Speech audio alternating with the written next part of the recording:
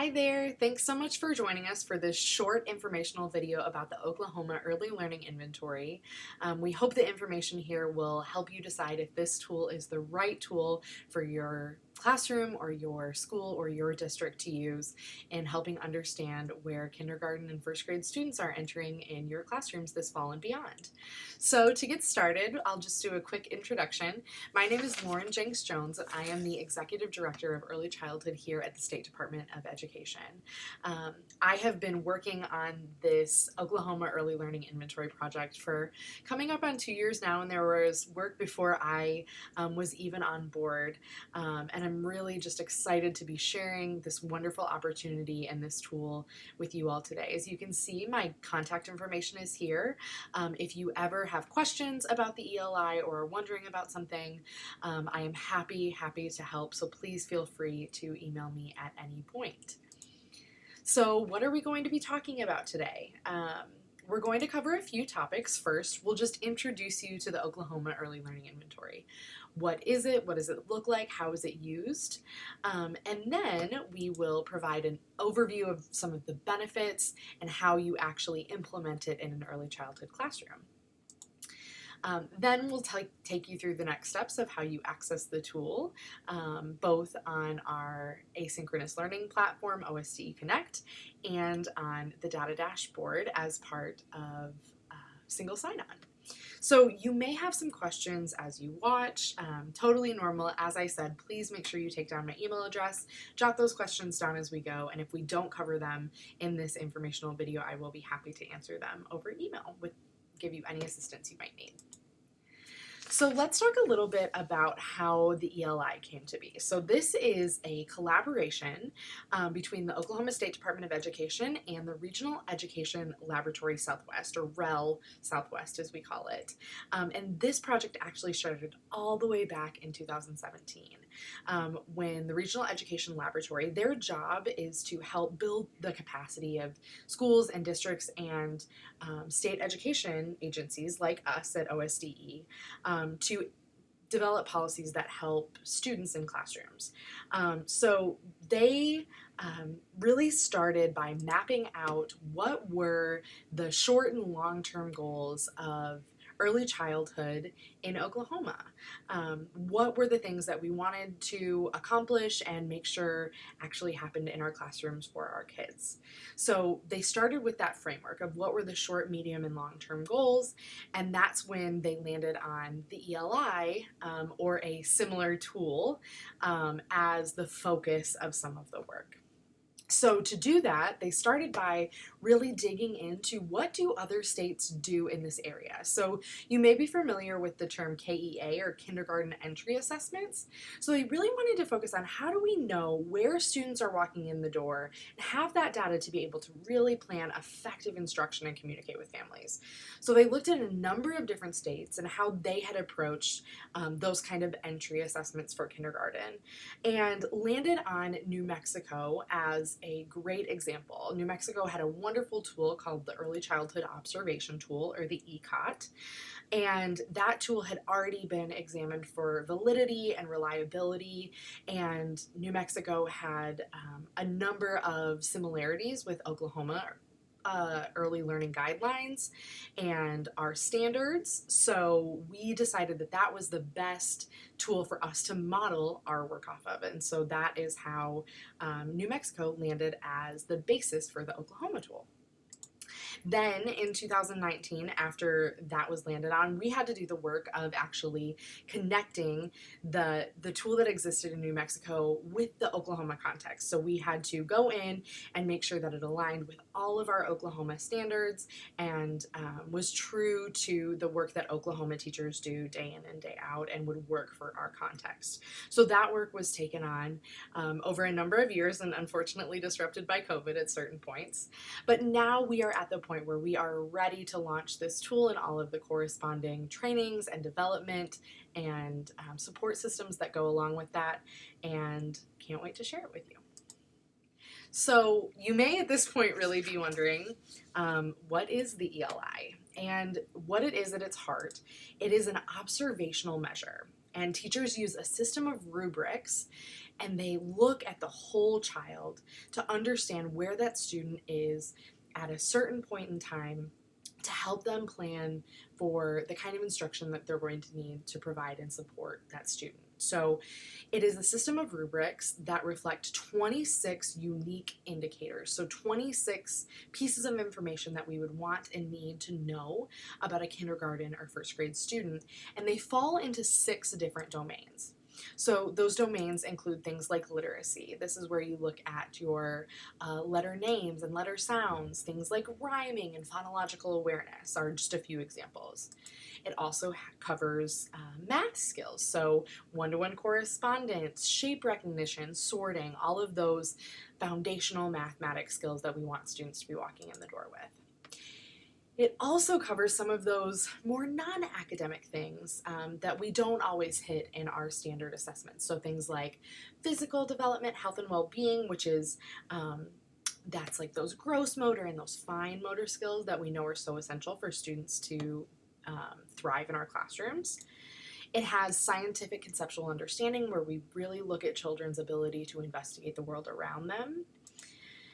Self, family, and community, and these are skills like self-control and problem solving and seeking help when they need it. And finally, approaches to learning. So that's where we're looking at their ability to focus on a task or to work independently in your classroom, which again we know is critically important for our students to be able to have those skills when they're in our classrooms. So this screen here is an actual page from the ELI, and it is very small. We don't expect you to be able to read all the details here, but really what we wanted to show you is all of the indicators all outlined within their domains on one page.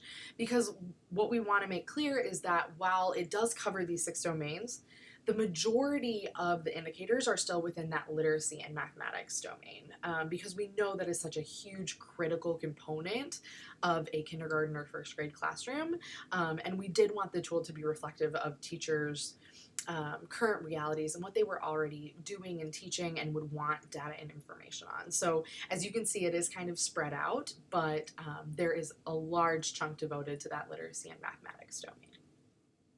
So you're probably wondering at this point what the actual tool actually looks like. So here are just a few examples of some of the pages in a literacy and mathematics example. So you will get to dig into these rubrics and get your hands on them and really understand deeply all of the components and all of the pieces during the training, which I will share a little bit later in this video on how to actually access that training on your own personal time. But what you can see here that I wanted to just very quickly point out, which is what I think makes this tool just so phenomenal for use in early childhood classrooms, first is it's got aligned standards for every single indicator. So as a teacher, when I'm looking at this indicator, I know how it directly connects to the things I am expected to share and help my students understand by the end of the year in my class, because it's got those standards directly linked there. The other thing that you can see here is there is a continuum of learning. So starting from accomplished for threes all the way up through making progress for first grade, there's a spectrum of what that skill or that piece of knowledge may look like for students. And it really allows the teacher to see where a student falls, not whether a student just has a skill or doesn't have it, but truly where they are and what the next step that you would want to take to get that student to the next level on that skill. I think it's just a wonderful piece of this amazing tool. So how do teachers actually use the ELI? So first, teachers observe students during regular classroom activities. It's incredibly important to note that this is not an additional assessment. This is not something that students are being pulled out of class for or doing on a computer. This is teachers observing them during the normal things they're doing during the day anyway. It's just making those observations of students a little more formal and more systematic. So being able to take that information and put it into a way that is incredibly usable for the teacher in the future. So then after observing, they assign an indicator rating, so along that rubric, for each student, and they enter those ratings into a data dashboard. I'm going to show you that data dashboard here in just a second. But it is housed in single sign-on and allows for the teacher to keep track of all of those things in one place, and then gives them a report. There's a number of different reports that the dashboard produces, but it really showcases where each student is and allows that teacher to have the information that they need to both plan for their instruction ongoing, but also sharing that information with families, which we know is so critically important. So the reports that I'm about to show you, I do want to put a caveat of these are just a sample. This is an example that we hope that they look similar to, but will look a little different. They will have OSDE branding, but the application is in the very, very final stages of development as we speak. So we wanted to be able to show this to you even though it's almost at the finish line and we have it right there. And it will look a little different, but very similar to what you'll see here. So as I said, this will be housed in single sign-on, and teachers will have access to it after they have completed the training. So it is important that they go through the training in order to know how to use these data dashboards and for it to be effective for them in utilizing the tool in their classrooms. But it starts with a number of different ways to enter the data, so they can do it by student individually for one single indicator, or they can do it by one indicator for every single student. So you can do it either way, by student or by indicator. And then these are a sample of what some of the reports will look like. So we have a classroom summary that splits which students are in which category for every one of those 26 indicators. It really, really clearly outlines, if I were a teacher, being able to take this into my small group planning, or as I'm creating whole group experiences, knowing exactly where students are, which students may need support, or which students may already be above and beyond and are going to need additional pushes. I have it all laid out right here in front of me. It also has this student summary, so it has each individual student where they fall on all of those skills together, so that we can share that information with families and they can see very clearly the things that they're going to want to continue to work on with their student and where their child is excelling. So really creating that clear picture. So it is important to note that there are some appropriate uses of the ELI and some inappropriate uses. So as I've mentioned, it really is designed to support teachers in data-driven instruction. So making those instructional choices that are best for their students based on what they know about them and where they're entering their classrooms, and also providing that information to families so that we can truly partner on their students' development. It's really important to note that this tool is not designed to be used as an evaluative measure or making high-stakes decisions like what class a student should be in or denying a student access to a specific grade level. It is not to be used in that manner, but is really to provide teachers the information that helps them create the best environment possible for their kids. So this tool initially was designed for kindergarten teachers and kindergarten students to be utilized in their class. But given the complexities of this past year and what we know about how enrollment numbers and disruptions in learning have happened for students, we thought it was important to allow the tool to be utilized both in kindergarten and at the beginning of first grade. While it can't be utilized all through first grade, it can be utilized in that beginning of school time to help teachers understand where those students are walking in the door, because it does go up through the beginning of first. As you can see from this chart here, this year we are allowing general users, which is anyone who is in a school and goes through the training to get access, will be able to utilize this tool in kindergarten or first grade classrooms.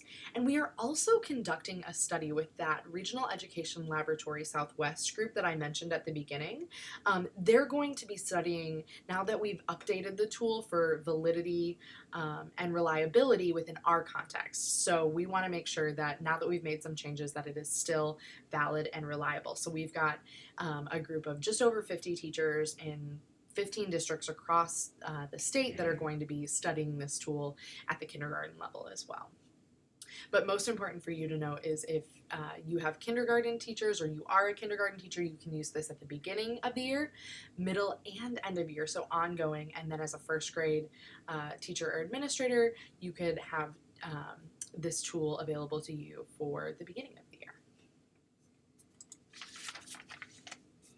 So, how do you actually get access to the tool? What you will do is go to osdeconnect.ok.gov. That's that website right at the top of this page. And there is a training housed there. It is a 6-hour asynchronous virtual training. It's completely self-paced for you to do on your own time. And it covers multiple topics. So things like formative assessment and school readiness. It looks at our state standards. You really dig into the rubrics and even talk about how you use the data from the rubrics for planning and how to access that dashboard. So while it is focused on this early learning inventory tool, it's also really covering some best practices that align and support the ELI. If you are having any trouble accessing that, you can use this bit.ly/OSDE Connect instructions, and it will walk you through step by step how to find this module and enroll in the module so that you can do it on your own self-paced time. That training is essential and really the most effective way to learn about the tool and to use it effectively in a kindergarten or first grade classroom. There will also be some ongoing supports and structures in place. If any questions arise, there are technology difficulties or anything else that arises in the coming weeks and months, you can contact me again at my email address there with any challenges or questions that you may have. We are also going to be providing some support meetings and materials released throughout the fall and throughout the year that we hope are going to help teachers and schools really utilize this tool to the utmost degree possible, and we're going to be learning alongside you and creating those materials as we understand the need for them. So we will be sharing those in the administrator newsletter as well as the early childhood newsletter and on our website. So be sure to be on the lookout for those things as well. As I said, if you have any questions, make sure you compiled them. Feel free to send them in an email to me, and we appreciate your time and interest in the early learning inventory and hope that this tool provides you with all of the data and information to make informed instructional decisions in those kindergarten and first grade classrooms and really support students and meeting them where they are. Thanks.